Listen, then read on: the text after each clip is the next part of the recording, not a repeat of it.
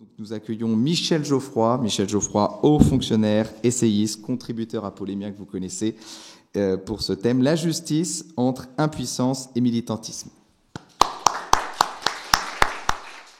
Alors, si on en croit les sondages d'opinion, mais c'est vrai que dans la matière, ils sont convergents depuis un certain nombre d'années, l'image de l'institution judiciaire en France est fortement dégradée dans notre pays. Alors, selon les questions posées et selon les sondages, la justice serait laxiste pour 70 à 80% des répondants, trop lente pour 93%, opaque pour 70%, près de 80% des gens, des répondants se déclareraient insatisfaits de l'institution judiciaire.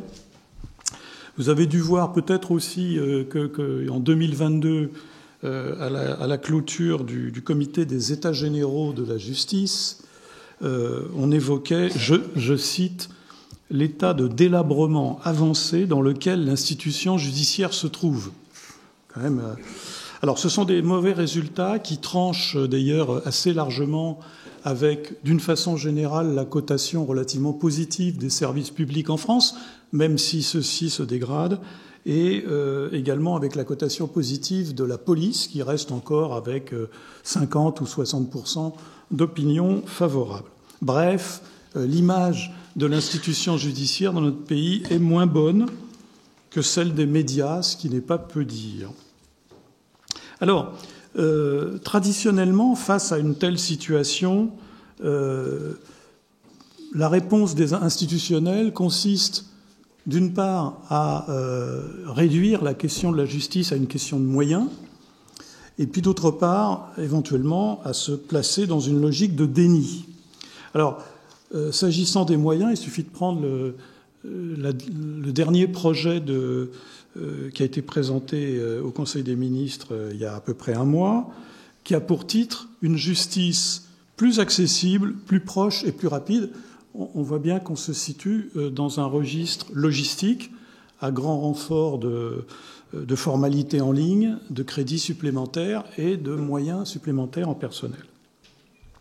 Ça, c'est un grand classique des institutions publiques qui ont des problèmes. On explique que c'est parce qu'il n'y a pas assez de moyens. Alors, deuxième élément de réponse, tout aussi classique, c'est tout simplement le déni.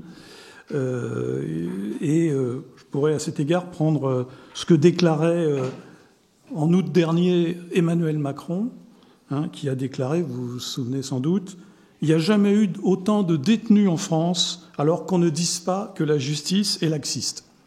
Voilà un exemple typique. Alors, évidemment, c'est une affirmation qui fait sourire, parce qu'il va de soi que le jugement sur la portée de la réponse pénale ne se réduit pas au nombre de détenus.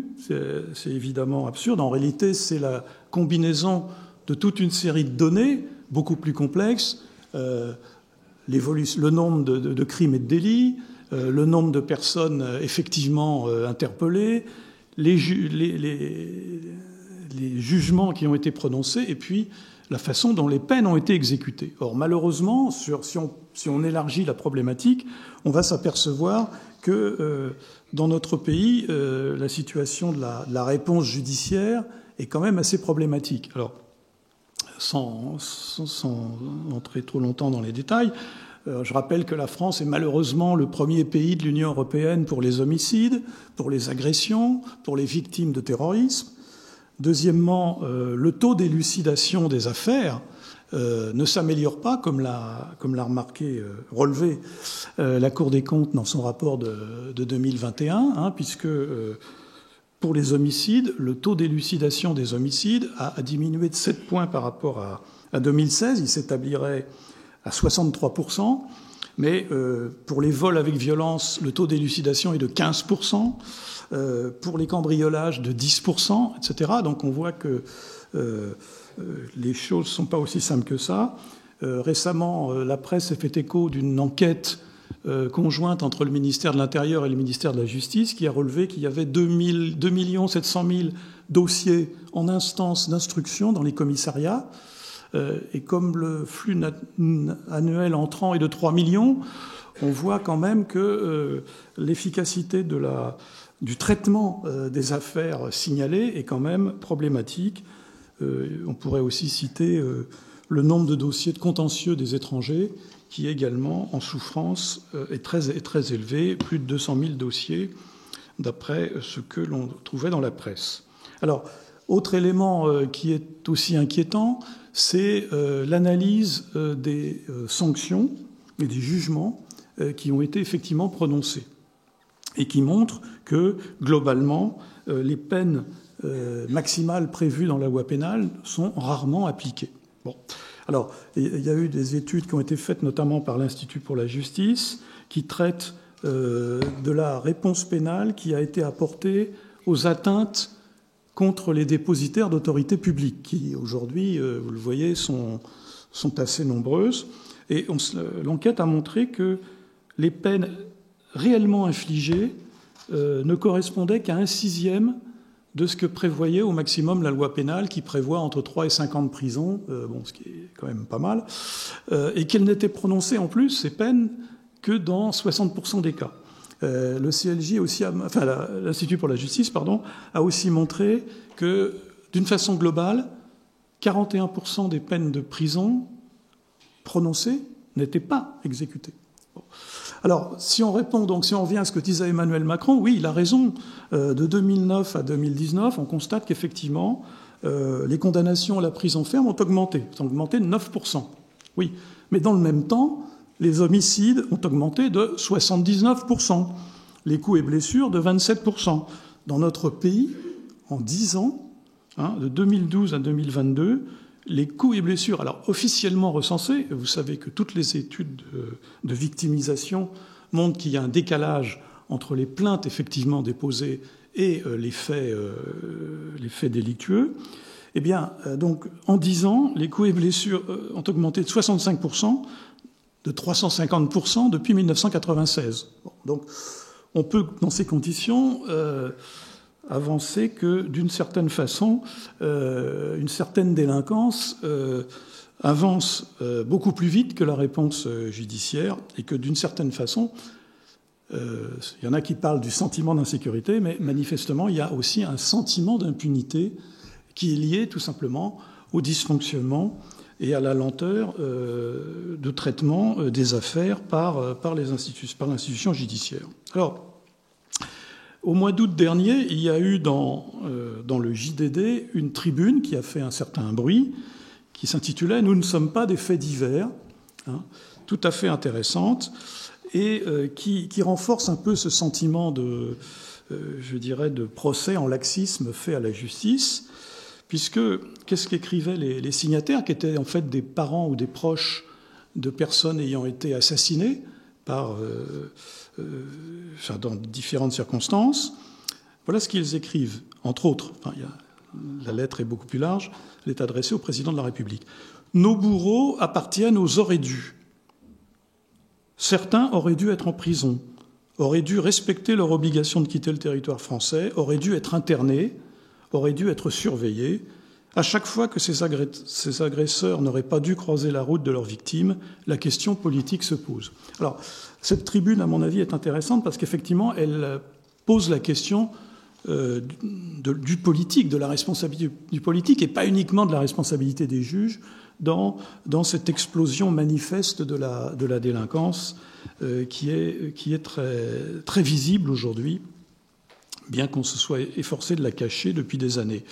C'est aussi ce que dit Fabienne, qui est la belle-sœur de cette personne de 68 ans qui a été victime d'un migrant clandestin qui l'a tué. Et elle a publié elle a même été interviewée sur CNews au mois d'octobre dernier, et elle a déclaré « Le peuple français est en danger, l'État ne fait pas son travail ». Bon, donc on voit bien que derrière la question de la sécurité se pose en fait la question de la responsabilité respective entre l'ensemble des institutions étatiques, et en particulier entre celles des juges et des politiques. Je pense que c'est une question qu'on aura l'occasion d'aborder au cours de ce forum. Alors, pour lancer un peu la réflexion, je me permettrai de faire 3 observations liminaires.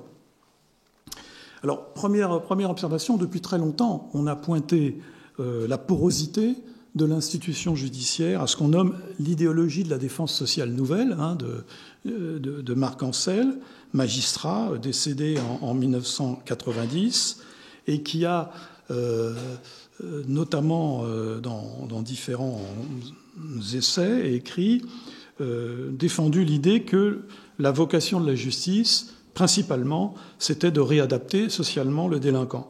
Donc c'est ce qu'on appelle l'humanisme pénal, n'est-ce pas? Qui dit humanité veut tromper, disait Proudhon. L'humanisme pénal qui repose sur le triptyque prévention, individuation, je vais arriver à le dire, de la peine, et réinsertion. C'est cette idée centrale, qui n'est pas très nouvelle. En vérité, c'est l'idée que l'homme ne fait pas le mal volontairement. Cette idée, on la trouve même dans Platon. Donc c'est une propension à faire en sorte que la justice s'intéresse beaucoup plus à l'avenir du délinquant qu'à la situation de la victime ou aux conséquences sur la société de la réponse pénale. Et de fait, la plupart des lois et codes qui ont été votés depuis des années s'inscrivent très clairement dans cette logique, qu'il s'agisse bien sûr de la suppression de la peine de mort, qu'il s'agisse des peines alternatives à l'emprisonnement, des travaux d'intérêt général qui aujourd'hui représentent la 3e peine la plus prononcée en France, la suppression des peines inférieures à 1 mois, le développement de la semi-liberté, etc., etc. Bon. Alors, toutes ces réformes incessantes, qui n'est déjà pas bon signe, en tout cas sont très convergentes dans cette philosophie de la défense sociale nouvelle. Alors, elles ont, je crois, 2 grands effets pervers qui ont été soulevés et signalés depuis très longtemps par des juristes, et cela dès les années 70. Premièrement, on crée de fait un foisonnement normatif qui nuit à la lisibilité de l'action pénale et qui augmente aussi beaucoup, voire trop, la marge d'appréciation du juge. Ça, c'est un premier point. Deuxièmement, ce foisonnement a pour effet de réduire le caractère dissuasif et la certitude de la peine. C'est un phénomène sur lequel des tas de juristes, je pense à Jean Foyer, ont depuis longtemps avaient attiré l'attention. Parce que, en fait, le délinquant ou le criminel, c'est quelqu'un qui, par principe, accepte de courir certains risques. Et donc, par définition, tout ce qui contribue à semer le doute sur l'effectivité ou la gravité de la peine qu'il encourt ne peut qu'avoir un effet incitatif. Et alors c'est d'autant plus vrai, en particulier pour les crimes de sang, puisque la perpétuité réelle qui avait été promise lors de la suppression de la peine de mort, en fait, aujourd'hui, est quand même assez rare. Alors, c'est d'ailleurs ce que dit un éminent juriste, qui est le rappeur Booba, qui, cet été, à l'issue des émeutes liées à la mort de Naël Merzouk, donc le rappeur Booba, qu'est-ce qu'il a dit? Il a dit, les jeunes, aujourd'hui, en France, ils n'ont pas peur de la police. Enfin, je ne donne pas l'accent, parce que dans notre pays, à la différence de ce qui se passe aux États-Unis, par exemple, les peines infligées sont trop légères et rarement appliquées. C'est quand même ce que dit, je dirais, de la bouche du rappeur sort la vérité. Alors, on le sait, c'est notamment, il suffit de parcourir la rubrique des faits divers.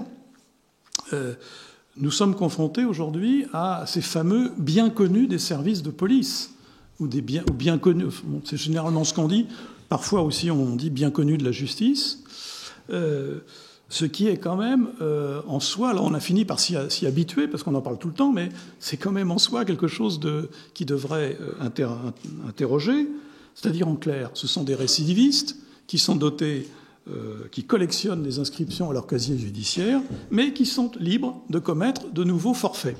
Alors pourquoi? Soit parce qu'ils se sont vus infliger une peine très courte, soit parce qu'ils ont bénéficié d'une remise en cours d'incarcération, soit tout simplement parce qu'ils n'ont pas été sérieusement sanctionnés. Alors, vous avez dû voir en début de semaine, ça a fait un peu le buzz, une décision de justice à Nantes à l'égard d'un jeune, n'est-ce pas, qui a fait un refus d'obtempérer, voiture volée, qui a traîné un policier sur des dizaines de mètres. Bon, il a bénéficié d'une sanction, alors qui est peut-être pour lui grave, parce qu'on l'a obligé à travailler. Alors donc effectivement, c'est peut-être très grave pour lui. Mais alors ce qui est intéressant, c'est la façon dont le journaliste présente les choses.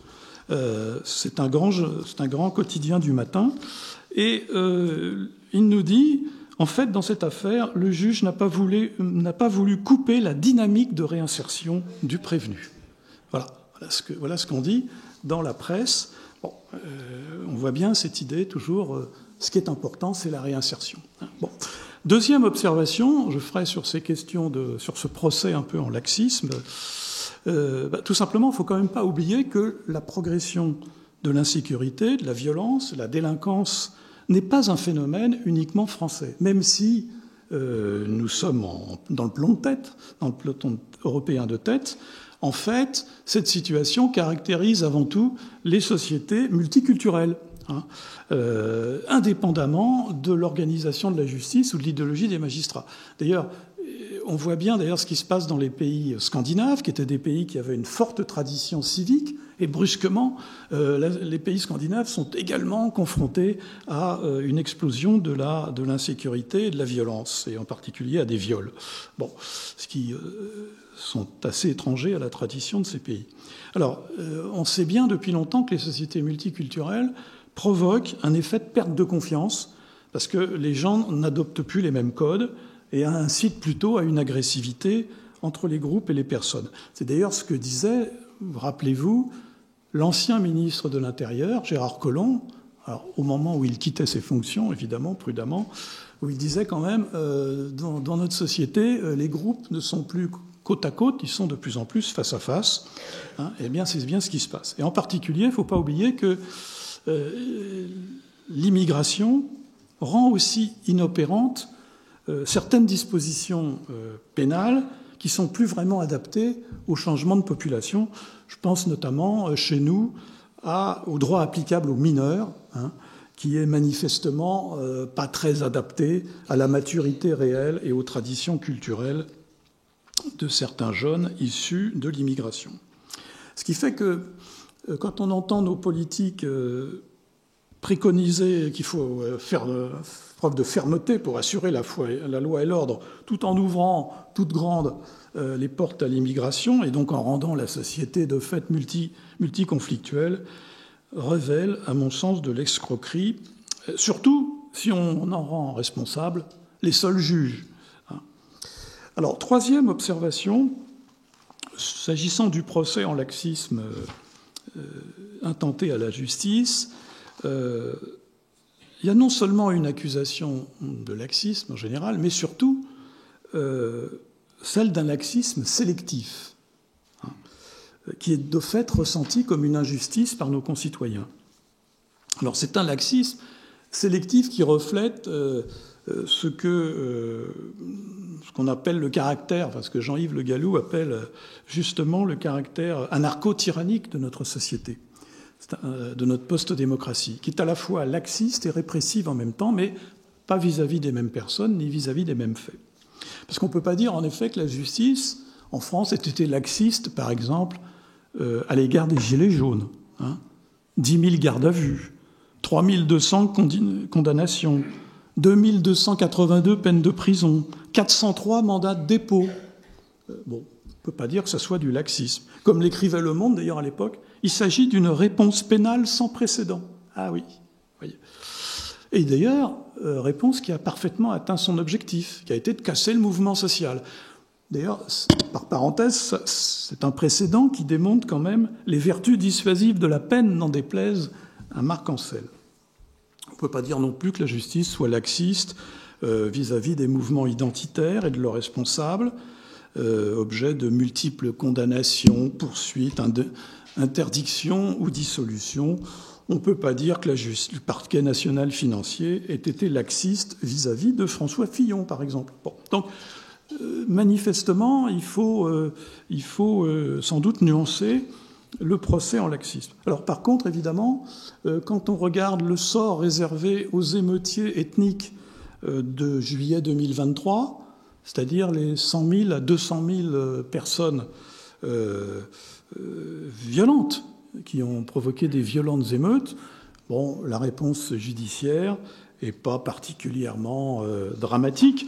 De même, on va citer un autre rappeur, le rappeur Nick Conrad, qui, rappelez-vous, a chanté « Il faut pendre les Blancs » pendant toute une chanson. Ben lui, il n'a pas été... on n'a pas dit que c'était un discours de haine raciste, ce n'était pas un discours de haine. Bon. Il a eu une vague condamnation qui, d'ailleurs, a été à la fin plus ou moins annulée suite à une erreur de procédure. Bon. Alors, on pourrait donc se poser la question, est-ce qu'il n'y a pas... la justice ne serait-elle pas un peu trop sélective? Alors, je pense qu'il faut à ce stade rappeler un texte célèbre, qui était l'œuvre d'un magistrat du syndicat de la magistrature, qui en 1974, il s'appelle Oswald Bodo, écrit une sorte de mémoire tout à fait remarquable. Il écrit, je cite quelques phrases, « Soyez partiaux, dit-il à ses collègues, pour maintenir la balance entre le fort et le faible, le riche et le pauvre, qui ne pèsent pas d'un même poids. Il faut que vous la fassiez un peu pencher d'un côté. Ayez un préjugé favorable pour la femme contre le mari, pour l'enfant contre le père, pour le débiteur contre le créancier, pour l'ouvrier contre le patron, pour l'écrasé contre la compagnie d'assurance de l'écraseur, pour le malade contre la sécurité sociale, pour le voleur contre la police, pour le plaideur contre la justice. » Texte magnifique qui devrait sans doute être complété de nos jours, puisqu'il faut aussi sans doute avoir donné la préférence aux justiciables issus de l'immigration, des Black Blocs ou des groupuscules écolos violents. Alors, pour la petite histoire, il faut noter que Oswald Bodo fut évidemment dû comparaître devant le Conseil supérieur de la magistrature en 1975, qui proposa une petite admodestation, mais le ministre de la Justice de l'époque ne le sanctionna pas.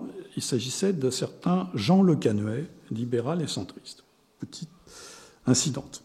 Alors, je dirais simplement, à ce stade, le procès en laxisme, en quelque sorte, de la justice, qui est très médiatique, ne résume pas, cependant, toute la problématique de la justice dans notre pays.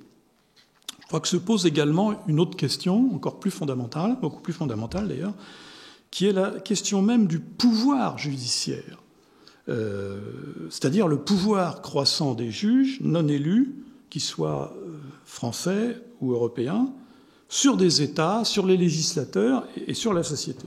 Alors c'est une question qui en effet est moins médiatique que celle de l'insécurité et de la violence, mais je crois qu'elle est quand même assez importante. Alors, traditionnellement, vous le savez, on enseigne que la justice est une autorité et pas un pouvoir, puisque le juge ne fait pas la loi et il ne gouverne pas. Je rappelle aussi que la Révolution française s'est faite aussi en partie contre ce qu'on appelait le pouvoir des parlements, c'est-à-dire en clair le pouvoir des juges qui avaient réussi, à la fin de l'Ancien Régime, de fait, à mettre en tutelle la volonté royale, notamment en maîtrisant la publication des édits royaux, et qui avait d'ailleurs fini par bloquer toute réforme fiscale de l'Ancien Régime, qui est sans doute pas étranger à la chute de la monarchie. Et il est clair que les conventionnels vont se souvenir de ce précédent et vont donc veiller à ce que le juge reste une autorité, pas un pouvoir, en particulier avec une application stricte de la séparation des pouvoirs. Mais je dirais que cette vision traditionnelle qu'on apprenait, enfin de mon temps on l'apprenait en faculté, en fait a changé, a été bouleversée à la fin du dans la deuxième moitié du XXe siècle, avec la révolution post-démocratique de l'état de droit et celle des droits de l'homme, de l'idéologie des droits de l'homme, oublieux de ceux du citoyen. Alors, je dirais d'abord un point. Il ne faut pas oublier que cette révolution, qui a modifié le rôle du juge, qui devient surtout le garant des droits individuels contre l'État, dans sa double fonction exécutive et législative, mais aussi contre, et je dirais même surtout contre la société. ne faut pas oublier que cette révolution fut saluée par toute la classe politique, y compris la droite, dans les années 80, qui y voyait, dans les droits de l'homme, un angle d'attaque très bon contre les socialistes, et en particulier défendre le droit de propriété contre les nationalisations. De même, c'est l'époque où les nouveaux philosophes, souvenez-vous, invoquaient les droits de l'homme pour diaboliser l'Union soviétique, pour marginaliser les communistes et accessoirement justifier l'ingérence dite humanitaire. Alors, cette révolution du rôle du juge, du rôle du droit, de l'état de droit, pour reprendre l'expression anglo-saxonne, de rule of law, s'inscrit en effet dans ce qu'on pourrait appeler la révolution néolibérale, qui s'est notamment développée à partir des années 70, qui repose sur la promotion exclusive des droits individuels et la négation, de fait, des droits et des ensembles collectifs. Tout le monde connaît la fameuse phrase de Margaret Thatcher, qu'on cite toujours, « La société n'existe pas ». Bon, oui, c'est-à-dire qu'il n'y a que des droits individuels. Et il n'existe que des individualités. Je ne peux pas résister au plaisir de vous citer une décision de 2015 du tribunal correctionnel de Paris qui dit « Les Français, blancs dits de souche, ne constituent pas un groupe de personnes. Cette notion ne recouvre aucune réalité légale, historique, sociologique ou biologique. » Donc on est bien dans cette idée, ce qui compte, c'est les individus. Les individus ont des droits et des individus abstraits, qui sont hors sol. Et c'est aussi une révolution post-démocratique, parce que non seulement on dit ce qui compte, ce sont respecter les droits des individus, et on ne s'intéresse plus aux ensembles généraux, mais en plus on nous explique maintenant que la vraie démocratie, c'est pas l'élection, c'est pas la souveraineté du peuple, c'est le juge impartial qui caractériserait vraiment la démocratie. C'est la thèse défendue, la thèse célèbre défendue par le politologue américain Fareed Zakaria, qui écrit un article dans la revue Foreign Affairs de 1987. Alors, non seulement c'est le juge qui incarne la démocratie, mais même donner la parole au peuple, c'est très mal. C'est du populisme. Et de même, cantonner le pouvoir des juges, c'est très mal. C'est de l'illibéralisme. C'est l'accusation, enfin, c'est le procès qui est fait par l'Union européenne contre la Pologne ou la Hongrie qui ont voulu diminuer le pouvoir des juges. Et rappelez-vous aussi la réforme judiciaire de Netanyahou en Israël qui visait le même objectif, qui a provoqué des manifestations énormes. Bon, c'est un mouvement donc de longue durée qui s'inscrit en particulier dans les évolutions qui ont modifié l'exercice du pouvoir judiciaire dans les pays anglo-saxons. Ça a commencé avec la réforme des droits civiques en 64. Ça a continué dans les années 80 au Canada avec la charte canadienne des droits et libertés, qui est destinée à combattre diverses formes de discrimination, et qui s'est incarnée en Europe dans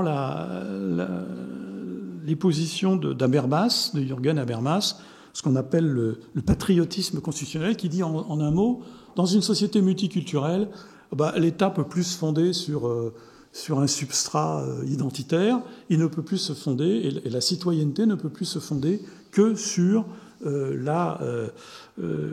les droits abstraits défendus par la Constitution et donc par les juges. Et donc ce système, cette façon de concevoir les choses, fait que le juge devient quelqu'un qui utilise le droit pour changer la société. Alors en France, on le sait, ceci s'est notamment traduit par une transformation du juge constitutionnel, avec notamment la théorie du bloc de constitutionnalité, qui consiste à faire en sorte que le juge, cette fois-ci constitutionnel, ne vise pas comme auparavant à vérifier d'une manière technique que la loi respecte bien la Constitution, en particulier l'article 34 de la Constitution, pour tous les juristes qui sont présents ici, mais elle respecte des principes généraux du droit, du contenu dans des préambules, dans des traités internationaux, voire dans la charte de l'environnement, etc. On ne s'arrête plus. C'est une mécanique qui va permettre aux juges de créer de droits nouveaux. C'est d'ailleurs ce qui explique que les droits ne cessent d'augmenter, mais ce qui sont créés n'est-ce pas, par cette logique. Alors, on a notamment deux exemples intéressants. Le regroupement familial, inventé par le Conseil d'État, très bien. Et puis, la récente décision du Conseil constitutionnel de 2018, le fameux principe de fraternité, qui permet, je cite, la liberté d'aider autrui dans un but humanitaire sans considération de la régularité de son séjour sur le territoire national. Donc Cédric Héroux, le monsieur qui accueillait allègrement les clandestins, eh bien, remplit une fonction éminemment merveilleuse. Bon, donc ça c'est quelque chose qui me paraît tout à fait remarquable. Alors, je dirais simplement, je vois qu'on me fait des signes. Vous ne le voyez pas, mais moi je le vois. Donc, je dirais simplement, qui fait l'ange fait la bête. Et malheureusement, cette théorie de l'état de droit, qui est tout à fait séduisante, n'est-ce pas, on va protéger vos libertés, contre l'État notamment, a malheureusement trois effets pervers de plus en plus visibles. Premièrement, on donne la primauté aux juges non élus sur le législateur élu et sur le gouvernement responsable. Bon, exemple, aujourd'hui, vous savez que la politique migratoire est largement faite par les juges, qu'ils soient européens ou français, pas vraiment par les gouvernements, même si régulièrement nous votons des lois sur l'immigration. La 30e va bientôt arriver. Bon, donc très bien. Alors, ça c'est un premier problème qui achoppe quand même, malheureusement, sur un léger détail. C'est ce qu'on appelle en novlangue l'indépendance des magistrats, c'est-à-dire en clair leur relative irresponsabilité, sauf devant leur père, bien sûr. Bon, parce qu'en fait, on peut prendre un exemple très simple. Un chef d'entreprise, oui, quand il y a un accident du travail mortel dans son entreprise, la responsabilité personnelle du chef d'entreprise est engagée, même s'il n'est pas personnellement, directement responsable de l'accident. Quand un juge de l'application des peines libère quelqu'un qui va s'empresser de commettre un délit, la responsabilité du juge n'est pas mise en cause. Même la faute, l'erreur d'interprétation, même grave, n'est pas considérée comme une faute disciplinaire. Bon. Donc, l'omnipotence du juge, c'est bien, mais encore faudrait-il qu'il soit responsable de certaines conséquences de ses décisions. Évidemment, c'est une irresponsabilité qui devient insupportable lorsqu'elle se double d'une présomption de dépendance idéologique. Lorsque le syndicat de la magistrature tient un stand à la fête de l'humanité, comme cette année, c'est un peu gênant. Bon. Deuxième conséquence perverse, à mon avis la plus grave, c'est que cette théorie de l'état de droit finit par consacrer la primauté d'un droit abstrait, idéologique, quasi mystique, sur l'intérêt public réel et sur le bien commun.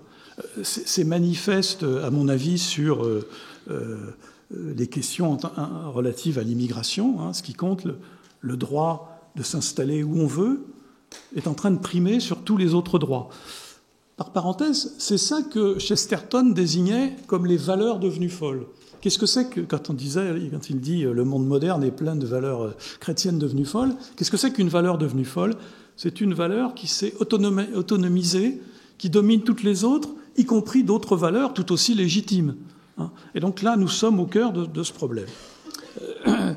Je voudrais simplement citer, excusez-moi, mais je ne peux pas ne pas le citer, Emmanuel Macron, qui déclarait au mois d'octobre dernier, « Dans un état de droit, on doit vivre avec le terrorisme.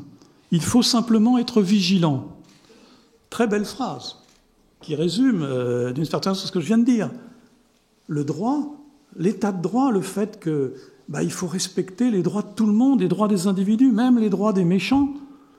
Évidemment, ça a une conséquence perverse, c'est que, évidemment, on risque d'avoir des conséquences désagréables. Donc, ça veut dire que l'état de droit nous incite, n'est-ce pas, à nous résigner, à nous appauvrir, à mourir, à nous faire remplacer, mais avec la consolation d'avoir respecté des valeurs éternelles. Bon. On voit bien aussi que la promesse de l'état de droit n'est pas tellement de nous garantir nos libertés, n'est pas tellement respecté. En vérité, on voit bien que ces juges qui nous défendent, n'est-ce pas, qui défendent nos libertés, n'ont pas dit grand-chose vis-à-vis de la répression des Gilets jaunes, n'ont pas dit grand-chose quand il s'agissait d'imposer une dictature sanitaire, n'ont pas dit grand-chose quand il s'agissait de censurer l'information lors de la guerre en Ukraine, ou quand l'Union européenne engage un combat contre les réseaux sociaux. Bon, donc à l'évidence, l'état de droit fonctionne à deux vitesses. Il défend les droits des uns, mais pas les droits des autres. Et je dirais même, il défend plutôt les droits des autres contre les droits des nôtres. Enfin, dernier point, l'état de droit conduit le juge à décider de tout désormais dans notre société. Tout. De la vérité historique, de ce qu'on a le droit de rire, de dire, de faire, du tracé d'une route, de nos relations de voisinage, de qui peut s'installer dans notre pays, de qui a le droit d'organiser un colloque et pas, etc., etc. Comme dans les films américains, et c'est pas fortuit, tout se termine aujourd'hui au tribunal, devant un juge. C'est pas complètement fortuit d'ailleurs, puisque le tribunal, c'est le lieu où, en quelque sorte, on révèle et sanctionne la nature diabolique du déviant. C'est un aspect très important. C'est ce que disait Kundera.